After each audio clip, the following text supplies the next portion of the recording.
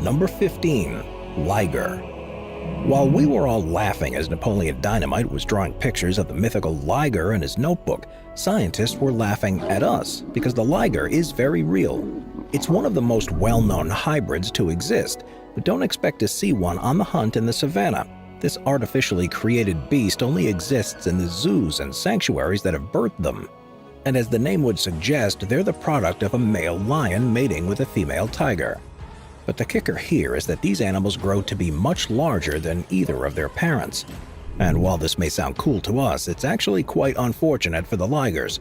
They suffer from a bout of gigantism, which causes them to weigh around 1,200 pounds, which is way too much for their body to even attempt to support. So the odds of seeing one running around even in an enclosure are slim to none. So while on paper the idea of a liger is awesome, they live somewhat of a sad existence. Because they're so overweight, it's too much for their body, organs, and heart to take. Most of them die at a young age. But the ligers are fertile, and although uncommon, they can mate with other ligers, tigers, and lions.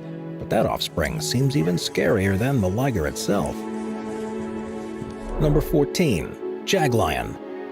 Lions are scary enough in their own right, and so the thought of combining them with a jaguar is downright terrifying. Both of these animals are at the top of the food chain and stalk their prey before going in for the kill. And when you combine these two apex predators, you get the jaglion. A product of an incredibly selective breeding system, the jaglion is incredibly rare and will always be birthed at an animal sanctuary. But one of the most famous jaglions lived in the Bear Creek Sanctuary in Ontario, Canada, and will likely live out their days there, toting the line between lion and jaguar. But their birth was actually a happy accident. A black jaguar had mated with a lioness, and thus these twins were born, and their caretakers have said that these two are inseparable. It's highly unlikely that they would be accepted by either species in the wild, and because they can't breed with other species of their own, they are essentially one-of-a-kind creatures. But one thing you can't deny is they're incredibly gorgeous, taking on the best physical traits of each animal. But if there's one lesson you can learn from nature, it's that the more beautiful the animal, the chances are the deadlier it is. Just make sure you don't turn your back on them, because that's when they strike. Number 13. Growler bear. When you're camping, the last thing you want to run into is a grizzly bear. If one of these things takes a liking to you, things probably won't pan out so well. So what would happen if one of these giant predators had their genes crossed with their polar cousins? Well, then you've got a growler bear on your hands. The name may be silly, but the growler bear is not to be trifled with. And unlike previous entries, these are more likely to turn up in the wild than in a zoo or sanctuary. Back in 2006, an odd-looking bear was shot in the Canadian Arctic, and after some DNA testing and plenty of head-scratching, it was confirmed that this was in fact a hybrid animal. So how does something like this even happen? Don't grizzlies and polar bears have their own respective territories? This one is a little sadder, and it's likely that these two bears came across each other due to climate change. As we all know, polar bears have been running out of space in the Arctic regions, so they've been moving south into grizzly country, and you can figure out the rest from there. But since that initial sighting, more and more hunters are reporting growler bear sightings, and it's likely that there will be even more in the future. Number 12. Zonkey. A zonkey is not a zombie donkey, but the fact that this hybrid animal exists is creepy enough. When you mix a zebra with a donkey, you get the strange cocktail that is the zonkey. And because both animals are equine, breeding two successfully is pretty easy to do. But the chances of a zebra and a donkey falling in love with each other in the wild are pretty low, so you can bet that any zonkey in existence is a product of both science and selective breeding. And luckily, much like its parents, the zonkey is anything but deadly, unless killing somebody with cuteness is a thing. The zonkey is able to retain traits from both parents that give it its coat, and so they'll typically have zebra lines on their legs, but they'll still give you that iconic hee-haw if you get a little too close. Perhaps they've retained the best of both worlds then. But the only catch with the zonkey is that these guys are a one-time deal, meaning they can't produce any young, making each iteration one of a kind. And if you ever get down to Tijuana and see a fully striped zonkey, chances are it's just a donkey with those black and white stripes painted on. But if you want to catch a glimpse of this wild hybrid, your best bet is going to be at a special zoo. Number 11. Humpless camel. If you're lucky enough to see a camel in person or even ride one, the first thing you're going to notice is the hump. But what about humpless camels? Also known as camas, humpless camels are the product of a camel breeding with a llama. And while you may not realize it, llamas and camels aren't that too far from each other in the gene pool, so this hybrid animal isn't as rare or tough to create. This is an interesting animal because while it may look like a small camel, you'll immediately notice the hump is missing. But they do take on the llama's coat, meaning they are extra soft. While not as large as a camel, an adult cama can weigh up to 6 times as much as a llama. But because these can only be made via artificial insemination, you'll never see one out in the wild. Plus, think about where each animal lives in relation to the other. That just can't happen. The very first cama on record was bred in 1998, with the goal of producing more wool than your straight-up llama because of its size and more cooperative temperament.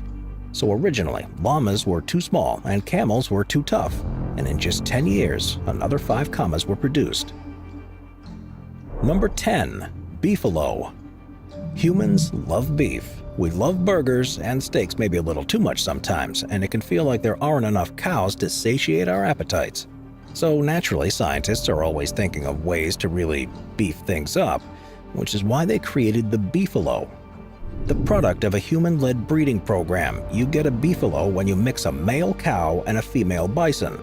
And unlike some of the other hybrids we've seen, the history of the beefalo goes back a few hundred years. The first recorded beefalo sighting was in 1749, when they were accidentally bred in the American South. But about 100 years later, settlers began creating beefalo in the hopes that they would provide both more milk than cows and survive the harsh winters. Think of them as super cows. The beefalo was tough to manage, but they were a success nonetheless because the majority of them were able to produce offspring. But cut to a few centuries later, the meat industry is booming and manufacturers are employing scientists to help them produce more and better meat. So now, the beefalo comes in again, offering not just more meat, but leaner and with less fat and cholesterol than your average cattle. It's an odd animal with an odd history, and perhaps even an odder future. Number 9. Hinny. If you thought the zonkey was one freaky hybrid animal, then just wait until you hear about this one. The hinny is a product of a match made anywhere but heaven, a female donkey mating with a male horse, and so the hinny is essentially the opposite of a mule and looks much smaller than its well-known cousin. But instead of being a smaller, more demure hybrid animal, this one is strong, really strong. Hinny have some tough legs, so despite their size, they can give you just a little more bang for your buck than the average pack animal. It's quite an interesting characteristic. And unlike the mule, the hinny is a little easier on the eyes, with a more and overall better-looking mane. So, the hinny has beauty and brawn, but how about brains? Well, maybe not so much. It may not be the sharpest tool in the shed, but they certainly know how to get the job done. The biggest question here is, why do you get a mule when you cross a male donkey with a female horse, but a hinny when you have the inverse pair? It all comes down to the dominant traits of the mother. So, because the hinny's mother is much smaller than the horse that sired it, you get this small in stature hybrid animal. Number 8. The zoo. Sure, a lot of hybrid animals are the products of lab creations and the want for newer zoo attractions, but then there are those that are made out of necessity, and that's exactly what the zoo is. It's what you get when you mix a yak with a domestic cow, and it's easily one of the most useful hybrids around. The zoo has become all the rage amongst farmers in the hills of Mongolia and Tibet, as they make not only excellent beasts of burden, but they've also become a bit of a delicacy, offering the best of both worlds when it comes to the meat. But what really makes the zoo so special is its sheer size, because neither a cattle nor a yak can achieve that size naturally. And fun little fact about the zoo is that females are all fertile and capable of further producing offspring. But when it comes to the males, they're a one-time deal. The male zoo is totally infertile, so you better enjoy those genes while you can.